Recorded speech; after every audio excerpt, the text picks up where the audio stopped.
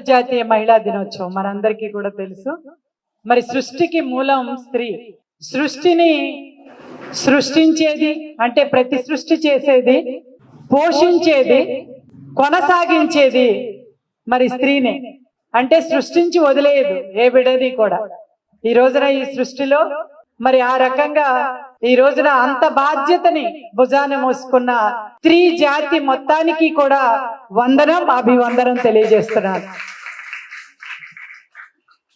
మరి అంతర్జాతీయ మహిళా దినోత్సవం అని మనం ఒక్కరోజు సంబరాలు చేసుకుంటున్నాం. అంటే మహిళకి ఈ ఒక్క దినమేనా? కాదు కదా. మిగిలిన 364 రోజులు పురుషులవేనా? కాదు. మనకి పురాణాల్లో కూడా చరిత్ర చెప్తూ ఉంది. మొత్తం మనం మనుగడే స్త్రీతో అనుబంధం ఉన్నట్లుగా మరి భూమాత అంటాము, మనకి ఆహారాన్ని ఇచ్చే, పంటలు పండించే భూతల్లిని. మరి అదే విధంగా మన దాహం తీర్చేది గంగమ్మ అని పిలుస్తాము. ఆ విధంగా మనకి సిరులు కురిపించే లక్ష్మీదేవిని అని అంటాము. మన జ్ఞానాన్ని ఇచ్చే సరస్వతీ దేవి అంటాం. ఈ రకంగా ప్రతి ఒక్కటి మనకి కావలసిన వనరులన్నీ కూడా ఈ రోజున ఏదైతే మహాశివరాత్రి అని మనందరం కూడా ఆనందంగా జరుపుకుంటున్నామో, ఆ శివుడి పేరులోనే ఉమామహేశ్వరుడు, అర్ధనారీషుడు, అంటే తన సగభాగం ఒక మహిళని మరి తను పెట్టుకుని ఆ పేరుతో మనం పిలుచుకుంటున్నాం. ఈ రకంగా ప్రతి తల్లి కూడా ఈ రోజున ప్రతి స్త్రీ కూడా ఒక దేవతగా పూజించబడుతూ ఉంది. మరి ఆ పూజించబడినన్ని రోజులు కూడా ధర్మం 4 పాదాల నడిచింది. మరి తరువాత కొన్నాళ్ళు మరి ఆడబిడ్డని హింసించటం, లైంగిక హింస ఇవన్నీ రావటం ఎప్పుడైతే మొదలు పెట్టిందో అప్పుడు మళ్ళీ మహిళ తిరుగుబాటు చేసి తన హక్కుల కోసం పోరాటం చేయటం మొదలు పెట్టింది.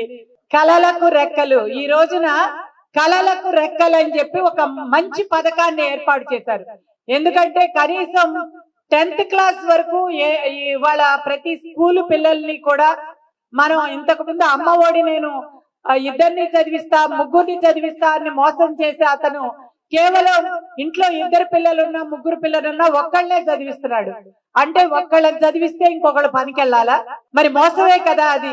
ఇవాళ మన ప్రభుత్వం అధికారంలోకి వచ్చిన తర్వాత 2 పిల్లలకి చెరొక 15,000 బ్యాంకులో వేయటమే కాకుండా మరి వాళ్ళ చదువులు 10th ఇంటర్ అయ్యే విధంగా పూర్తి చేసిన తర్వాత మరి ఉన్నత చదువులకి వెళ్ళాలంటే చాలా మంది చదివించలేక పెళ్లిళ్ళు చేసేస్తా ఉన్నారు. చాలా చిన్న పిల్లలుగా బాల్య వివాహాలు వాళ్ళందరికీ. మరి వాళ్ళందరికీ కూడా ఇవాళ పెళ్లిళ్ళు చేసే పని లేకుండా 10th ఇంటర్ తోనే వాళ్ళు ప్రొఫెషనల్ కోర్సులు వెళ్ళాలనుకునే వాళ్ళు. మీకు తెలుసు కదా, మన గద్దె రామ్మోహన్ గారు చక్కగా చదువుకునే ఒక బిడ్డ ఐఐటికి సీటు తెచ్చుకుంది. ఇంటర్ అయిన తర్వాత ఐఐటి సీటు సంపాదించింది.